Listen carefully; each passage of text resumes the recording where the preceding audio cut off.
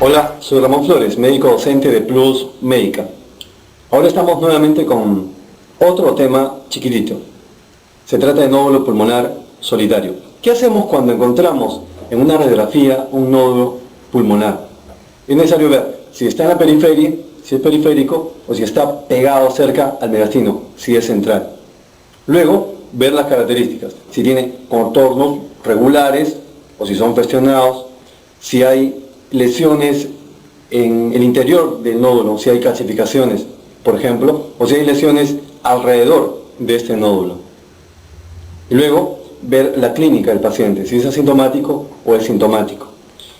Preguntar si tiene radiografías de meses o años anteriores, para ver si ese nódulo ya tenía presente, para ver cuánto tiempo ha transcurrido, si ha aumentado de tamaño o si permanece del mismo tamaño.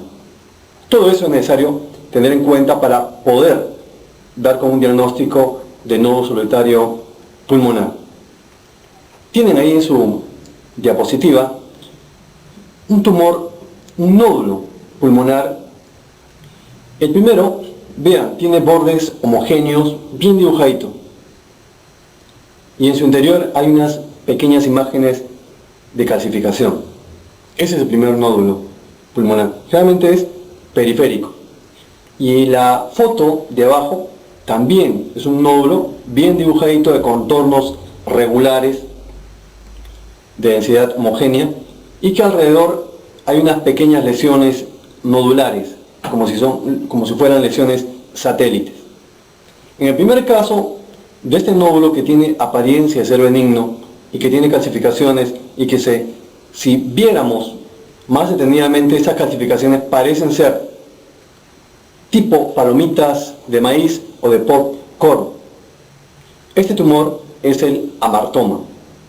Y amartoma es el nódulo pulmonar benigno periférico más frecuente. La fotografía de abajo, el nódulo que tiene a su alrededor lesiones satélites, es un granuloma, que podría ser por tuberculosis, que podría ser por una micosis. Continuamos. Tenemos ahora un cuadro que resume cómo es que podemos hacer el diagnóstico diferencial entre un nódulo pulmonar benigno de un maligno. Vamos a empezar con las características epidemiológicas. En el caso de tumor maligno, se trata de pacientes de sexo masculino, de 35 años o más, con antecedente de tabaquismo y que no tienen historia de tuberculosis o de contacto. Lo contrario es para benigno. Además, la historia familiar o personal de cáncer está a favor de un un nódulo pulmonar maligno. En cuanto a las características propias del nódulo, que ya las he ido mencionando, les repito nuevamente que el nódulo, cuando tiene 2 o más centímetros, está a favor para que sea maligno. Cuando tiene menos de 2 años desde que se ha hecho el diagnóstico, también está a favor para que sea maligno. El contorno festionado o irregular también es otra característica de malignidad. La ausencia de calcificaciones y de lesiones satélites. En cambio, en el tumor benigno, es un tumor, como hemos visto ya en la foto anterior, bien dibujadito, paredes de contornos regulares y que tiene calcificaciones en su interior, nódulos satélites, que puede tener ya más de 2 años desde que se ha hecho el diagnóstico y un tamaño menor de 2 centímetros. Los tumores primarios suelen dar, como ustedes saben, metástasis a distancia y a los pulmones también. Pero las metástasis son en 2/3 de pacientes múltiples nódulos en ambos campos pulmonares. Sin embargo, podría ser esto pregunta difícil de examen. Hay tumores primarios que dan metástasis única a los pulmones y aparece como un nódulo pulmonar solitario y es en realidad una metástasis. Le doy una mnemotecnia para saber cuáles son los tumores mediastinales primarios que dan este tipo de metástasis única pulmonar. Y la mnemotecnia también es un poco sensual, pero sirve. Dice: te saco el rímel, mamacita. T, testículo, saco sarcoma, rímel, riñón, melanoma, y mamacita, mama. Esos son los tumores. Entonces, testículo, sarcoma, riñón, melanoma y mama. Pasemos a las preguntas.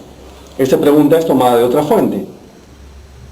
Es un paciente adulto mayor, a quien se le encuentra un nódulo pulmonar de 1 centímetro en el lóbulo medio.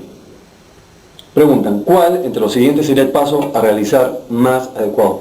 No dicen más, se supone que el paciente está asintomático. Dan a entender eso. Vamos a ver una por una las alternativas. Ver las radiografías previas del paciente, porque como hemos dicho, si tiene este nódulo, historia, este nódulo ya tiene más de 2 años y menos de 2 centímetros, como que es porque tiene un centímetro, entonces diríamos que es un nódulo benigno y que no es necesario hacer más estudios. Sin embargo, no hay ese dato. C. Efectuar una radiografía de tórax 3 meses después para ver la evolución de la lesión. Considerando la edad del paciente y la localización del nódulo que está en el lóbulo medio, sería una conducta demasiado irresponsable. D.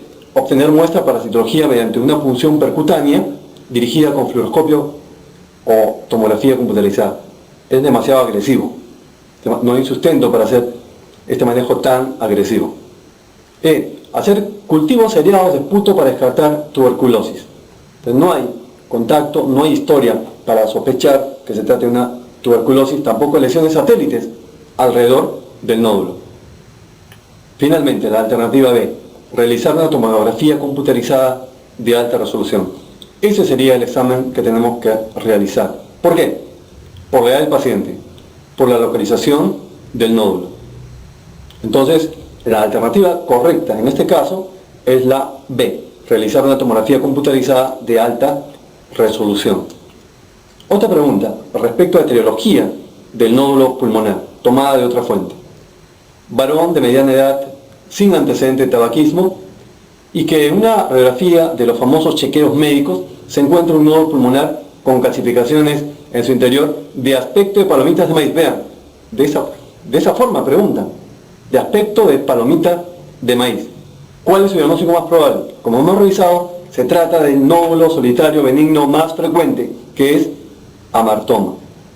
En caso de carcinoma epidermoide, metástasis de endocarcinoma, aquí no habrán calcificaciones y los bordes, como hemos dicho, serán irregulares.